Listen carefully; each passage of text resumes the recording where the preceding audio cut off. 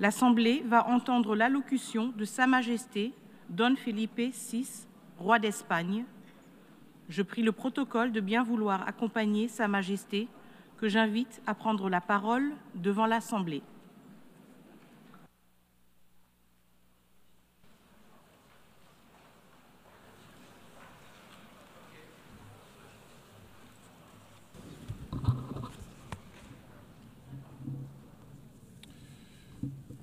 Señora Presidenta. Madame la Présidente, Monsieur le Secrétaire général des Nations Unies, Mesdames et Messieurs les chefs d'État et de gouvernement, Mesdames et Messieurs les ambassadeurs et les délégués, Mesdames et Messieurs, bonjour. Je me présente devant vous aujourd'hui, Mesdames et Messieurs les représentants des États membres des Nations Unies, à l'occasion de ce 80e anniversaire de la Fondation des Nations Unies. Et à cette occasion, je pense que nous devrions nous livrer un certain nombre de réflexions afin de nous pencher sur le présent, le passé et l'avenir de cette organisation, réfléchir à sa contribution à la paix, à la stabilité et au développement. Nous traversons une période particulièrement complexe. Nous vivons dans un monde en plein bouleversement, où trop souvent nous nous retrouvons au bord du précipice.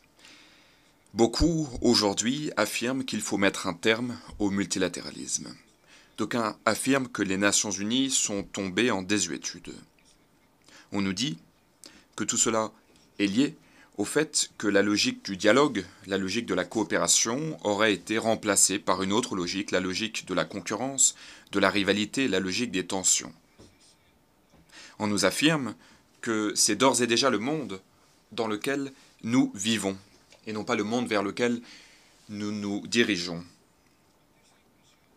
Il y a donc un sentiment d'effondrement. Je pense que nous devons accepter, bien entendu, que les temps ont changé, que nous devons nous adapter, nous devons anticiper, nous ne devons pas nous bercer d'illusions, nous ne devons pas nous reposer sur nos lauriers. Mais je pense que, en cette période de trouble, plus que jamais, il est essentiel de bien analyser l'époque que nous vivons, afin de ne pas répéter les erreurs du passé, afin de ne pas parvenir à un point de non-retour. Et pour ce faire, eh bien, nous pouvons nous reposer sur notre mémoire, la mémoire qui est un outil essentiel, un outil qui aide les générations à relever leurs défis. La mémoire du XXe siècle nous interpelle à chaque fois que nous sommes réunis ici à l'Assemblée générale, puisque la mémoire du XXe siècle nous rappelle pourquoi cette enceinte internationale a été créée. La mémoire nous rappelle à quelle période sombre de l'histoire nous avons essayé de mettre un terme avec la création de cette organisation. Je pense que nous devons faire résonner une fois encore dans cette salle, faire retentir dans cette salle les premiers mots du préambule de la Charte des Nations Unies, à savoir « Nous, peuple des Nations Unies, résolus à préserver les générations futures du fléau de la guerre ». Pouvons-nous affirmer que ces mots, paix, dignité, égalité, justice, progrès, pouvons-nous affirmer donc que ces mots ne sont plus pertinents ? Pouvons-nous affirmer que cette exigence éthique n'a plus lieu d'être ? Pouvons-nous affirmer que nous avons accompli suffisamment de progrès après 8 décennies pour pouvoir désormais décider de laisser de côté le multilatéralisme et la coopération ? Lorsque l'on pose ces questions, nous entendons le silence et rien d'autre, ce qui montre que les Nations Unies restent pertinentes aujourd'hui. Les Nations Unies sont même indispensables. Les Nations Unies sont irremplaçables. Croire dans les Nations Unies, c'est croire dans la primauté universelle des principes et des valeurs consacrés dans la Charte des Nations Unies, consacrés dans la Déclaration universelle des droits humains. Croire dans les Nations Unies, c'est ne pas céder à la tentation de relativiser, de banaliser ces principes et ces valeurs, d'affirmer qu'il y aurait des exceptions, car le fait est que la dignité de l'être humain n'est pas négociable. Croire dans les Nations Unies, c'est également croire dans un monde qui repose sur des normes, puisque les normes produisent des comportements auxquels se plient la plupart des acteurs internationaux. Et même lorsque ces normes ne sont pas respectées, même lorsque ces normes sont foulées aux pieds, il est possible de les réaffirmer, de faire en sorte qu'elles puissent prévaloir. Les normes sont la voie de la raison. Ces normes doivent régir les relations internationales, et c'est la meilleure défense dont nous disposons face à la loi du plus fort. Un monde dénué de normes c'est une terre inconnue. Un monde sans normes, c'est le retour au Moyen Âge. Le chemin que nous propose la Charte des Nations Unies est certes semé d'obstacles, semé d'embûches, et nous n'aurons jamais fini de parcourir ce chemin. D'où l'importance de travailler avec toutes ces personnes qui sont engagées en faveur de ces valeurs et de ces principes. Des personnes qui travaillent dans des conditions très difficiles, au péril de leur vie, qui parfois même travaillent dans des régions en proie à des conflits. Nous le voyons sur le continent européen. Nous le voyons en Ukraine, avec cette guerre qui a été déclenchée par une agression qui n'était pas provoquée, une agression injustifiée de la part de la Russie. C'est une violation de la souveraineté et de l'intégrité territoriale de l'Ukraine. La paix en Europe ne sera pas possible sans justice et sans responsabilité. L'Espagne continuera de contribuer à tous les efforts qui visent à aboutir à une paix juste et durable, une paix qui repose sur les principes de la légalité internationale, une paix qui repose sur le respect des droits humains et une paix qui garantit la reddition des comptes. Et nous le voyons également dans toute sa brutalité au Moyen-Orient, en Palestine, dans la bande de Gaza. Nous ne pouvons pas rester silencieux, nous ne pouvons pas détourner le regard face à la dévastation, face aux bombardements, des bombardements qui touchent notamment les hôpitaux, les écoles, les abris. Nous ne pouvons pas fermer les yeux face à un tel bilan humain parmi la population civile. Nous ne pouvons pas fermer les yeux face à la faim, aux déplacements forcés dont souffrent des centaines de milliers de personnes. Ces actes sont aberrants et ils sont contraires à tout ce que cette organisation représente.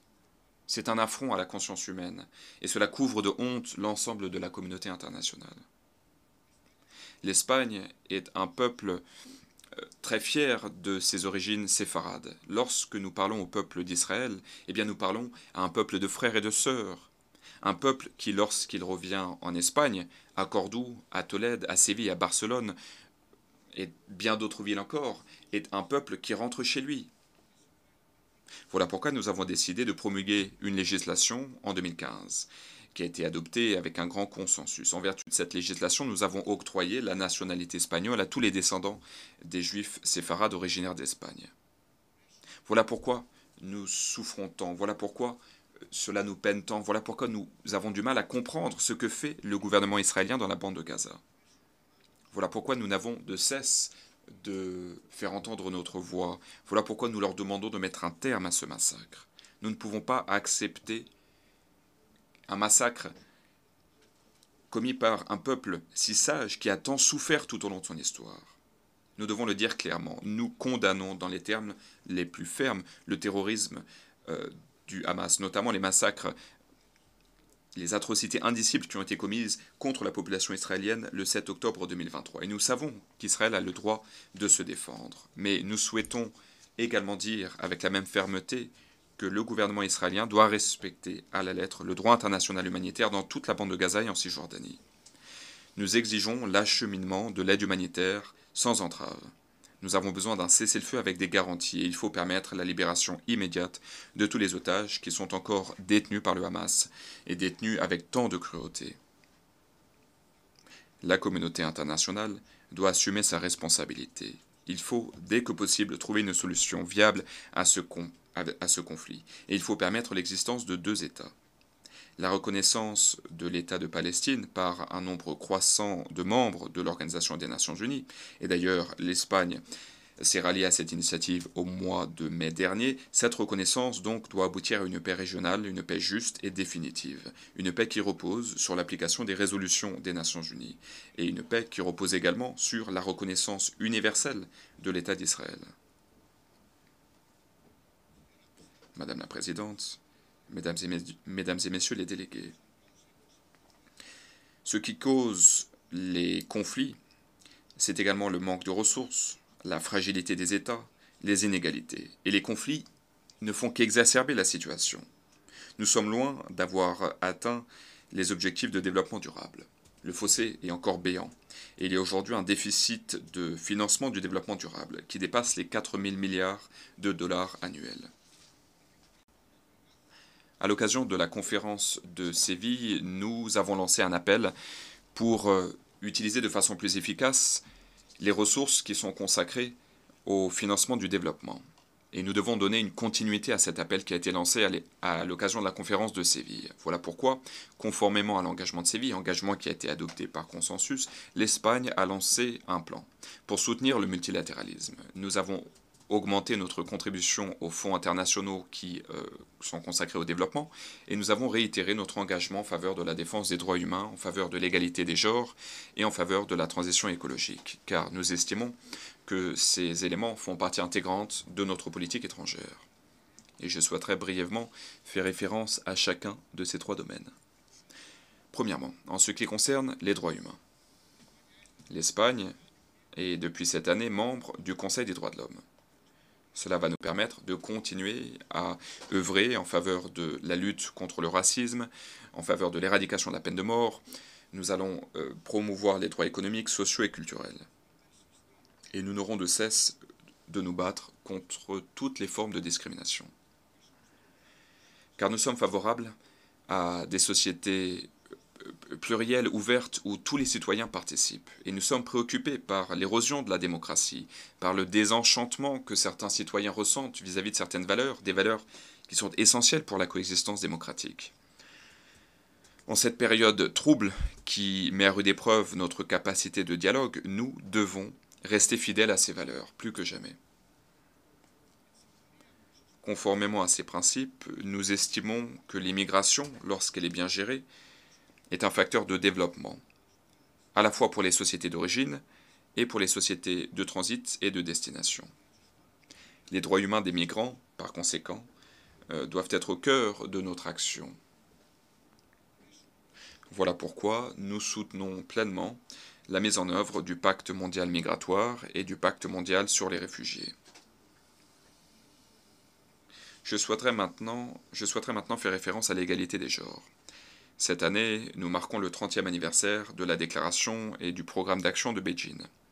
À cette occasion, nous devons réitérer notre engagement en faveur d'une véritable égalité. Il en va des droits humains, mais pas seulement. C'est également une question de justice. L'Espagne souhaite montrer l'exemple pour ce qui est de la lutte pour les droits sexuels et reproductifs, pour ce qui est de la lutte contre la violence sexuelle et de genre. Nous souhaitons promouvoir la participation des femmes aux postes de responsabilité et permettre aux femmes de participer à la prise de décision. Je souhaiterais, troisièmement, aborder la question de l'environnement. Nous faisons face à une triple crise planétaire, le changement climatique, la pollution, la perte de biodiversité. Voilà pourquoi nous devons redoubler d'efforts sur le plan de la gouvernance et nous devons mobiliser les ressources suffisantes pour accélérer une transition énergétique juste afin de tripler nos capacités de production d'énergie renouvelable. Nous devons doubler l'efficacité énergétique et nous devons continuer la décarbonisation de nos économies. Ce sont des objectifs urgents, ce sont des objectifs nécessaires. Voilà pourquoi nous ne pouvons pas hésiter. Nous devons faire preuve d'ambition en vue de la COP30 qui aura lieu au Brésil au mois de novembre prochain. Il y a d'autres défis très importants. Il y a notamment la gestion de l'impact de la révolution copernicienne, à savoir l'intelligence artificielle. L'intelligence artificielle peut nous permettre de réaliser les ODD si et seulement si nous garantissons une transformation numérique équitable et juste. Et en ce qui concerne la santé est une question qui nous concerne tous, comme nous l'avons vu pendant la période de la Covid-19. En ce qui concerne la santé, donc, nous accueillons favorablement l'adoption par consensus de l'accord sur les pandémies, qui, par ailleurs, donne un rôle central à l'OMS. Madame la Présidente. Pour ce qui est de la politique étrangère de l'Espagne, eh bien, en raison de notre position géographique, en raison de notre histoire et en raison de nos convictions, nous avons des relations clés avec l'Afrique et la Méditerranée, le continent américain et l'Europe. Et je souhaiterais aborder ces trois espaces et faire les commentaires suivants. Tout d'abord, nous savons que l'Afrique revêt un intérêt stratégique mondial de premier plan. Dans certains pays, les pays africains donc font face à des problèmes d'insuffisance, des problèmes structurels. Il y a également des guerres et des conflits qui, hélas, sont trop souvent passés sous silence. Je souhaiterais faire référence aux opérations de maintien de la paix sur le continent africain. L'Espagne contribue de façon décisive à ces opérations de maintien de la paix. C'est notamment le cas dans le Sahara occidental. Et l'Espagne soutient l'envoyé spécial du secrétaire général des Nations Unies afin de trouver une solution acceptable, une solution qui soit conforme aux normes des Nations Unies. En ce qui concerne l'avenir de l'Afrique, il sera façonné par sa population qui est jeune, qui est dynamique, qui fait preuve d'initiative, et une population qui est de plus en plus présente dans les dossiers internationaux. Et c'est cet avenir que nous devons soutenir. Voilà pourquoi mon pays s'est doté d'une stratégie. La stratégie Espagne-Afrique à l'horizon 2028. Nous souhaitons forger un partenariat qui repose sur des actions concrètes et des intérêts partagés.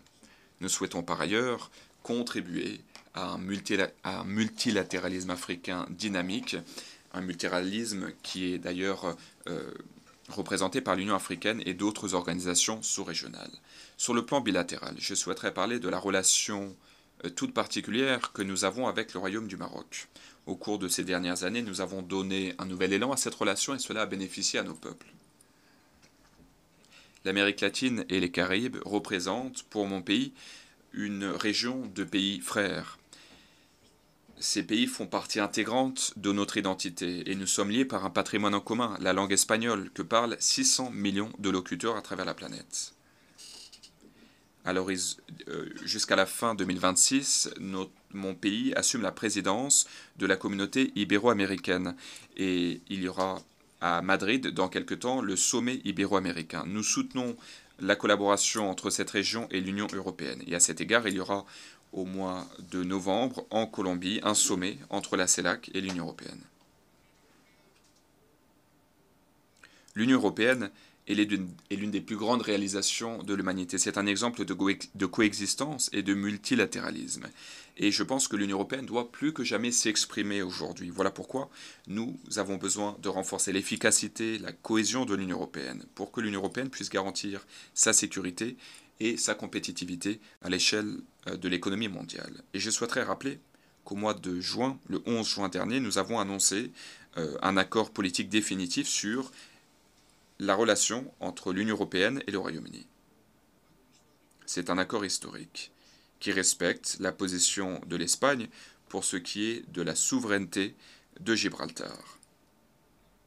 Cet accord nous donne de la certitude juridique et va donner de la stabilité aux populations du Campo de Gibraltar et de Gibraltar. Madame la Présidente, à l'entame de mon propos, je vous ai parlé du passé et du présent des Nations Unies, et je souhaiterais, pour ma conclusion, vous parler de l'avenir des Nations Unies. Nous vivons une période de grandes difficultés budgétaires. Voilà pourquoi j'exhorte tous les États membres de l'organisation à faire preuve de responsabilité. Je lance également un appel au personnel de l'ONU, au secrétaire général de l'ONU. Vous devez poursuivre vos efforts pour renforcer l'efficacité et l'efficience. Il faut donner la priorité aux domaines les plus prioritaires, où nous ne pouvons pas nous permettre de mettre un terme à des programmes. Nous pensons qu'il est essentiel de mettre à bien des réformes. Et à cet égard, nous mettons à la disposition de l'ONU nos capacités de dialogue, notre capacité de promotion du consensus, et nous souhaitons par ailleurs réitérer notre conviction en faveur du multilatéralisme. À l'occasion de ce 80e anniversaire, qui coïncide en outre avec le 70e anniversaire de l'adhésion de l'Espagne, je souhaiterais, Madame la Présidente, adresser une fois encore, au nom de mon pays, adresser donc à toutes les femmes et à tous les hommes qui travaillent à l'ONU, vous adresser nos remerciements. Vous êtes les garants de la mémoire du XXe siècle et vous êtes les garants des espoirs que nous nourrissons pour le XXIe siècle. Voilà pourquoi, aujourd'hui, où certains remettent en question le multilatéralisme et la coopération, aujourd'hui, plus que jamais, nous avons besoin de vous. Merci beaucoup.